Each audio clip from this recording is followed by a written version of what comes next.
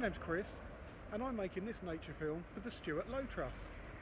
Today I'm visiting the Postman's Park in the City of London near St Paul's. So here we are at the Postman's Park, which is one of the City of London's city gardens.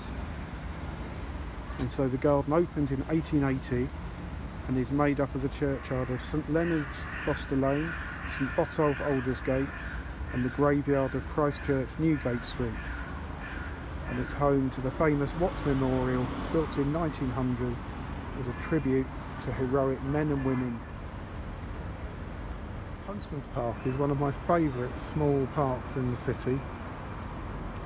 It's always got lovely cool shade in summer. It's got quite nice planting.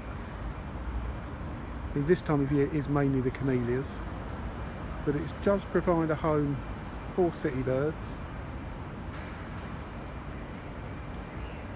and for bees and squirrels.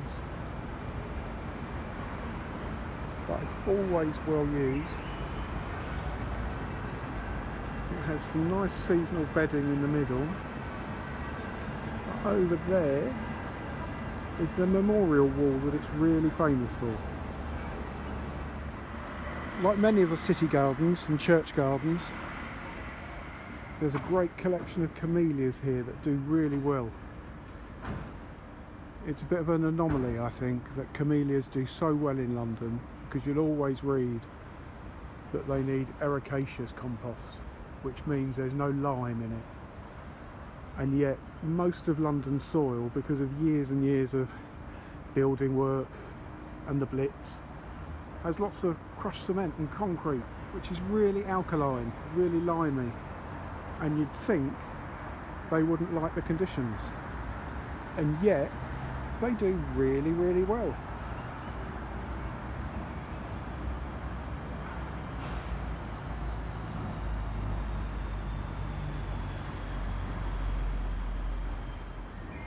Camellias aren't great for wildlife. They do provide some evergreen cover for birds and for nesting birds, but the big double flowers like these have nowhere for the bees to feed. The single ones do provide nectar and pollen, and so are visited by bees, but the difference between that one, where there's nowhere for a busy bee to feed, compared to these ones, which are open flowered, and you can see the anthers in the centre of the flower, which would give pollen, at least have some minor use, though they're hardly buzzing with bees.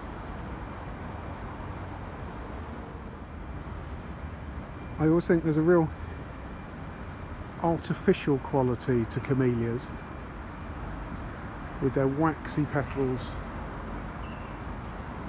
primary colours and sort of plasticky looking leaves. And so in natural settings I don't think they look very good, but against buildings and in city gardens I think they look smashing. Underneath the camellias are planted ground covers and also spring bulbs. And of particular note, now the snowdrops have finished, we've now got snowflakes, which are a different family but have a similar white flower with green tips to snowdrops, but they're much larger. Naturally they're growing quite wet ground, but they still do alright in droughty city gardens, but they're a lot taller. But aren't they pretty?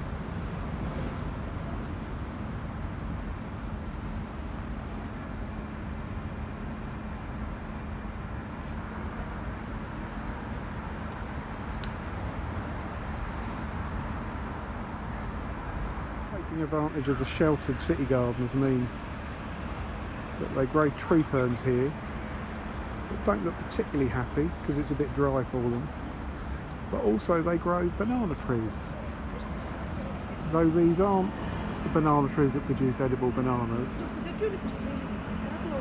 These are the Japanese hardy banana, so they will take down to about -5, -10. But this time of year, don't they look a mess? So all the dead leaves have been stacked over the roots to just protect them if there is a hard frost. But the stems look tatty, and you can see at the top just where the leaves are starting to get growing again. But once it warms up, and with a bit of food and water, they'll be producing a great big 8-foot leaf a week, and they will give a lovely subtropical effect here. Though I say lovely, but I'm not over keen on them, so they're lovely in other people's gardens and in public gardens.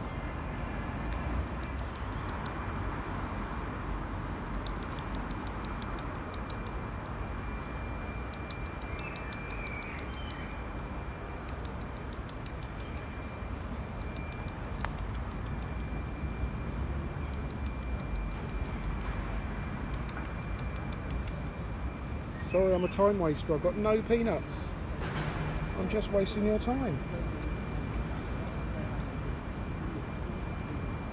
Nice to see you though.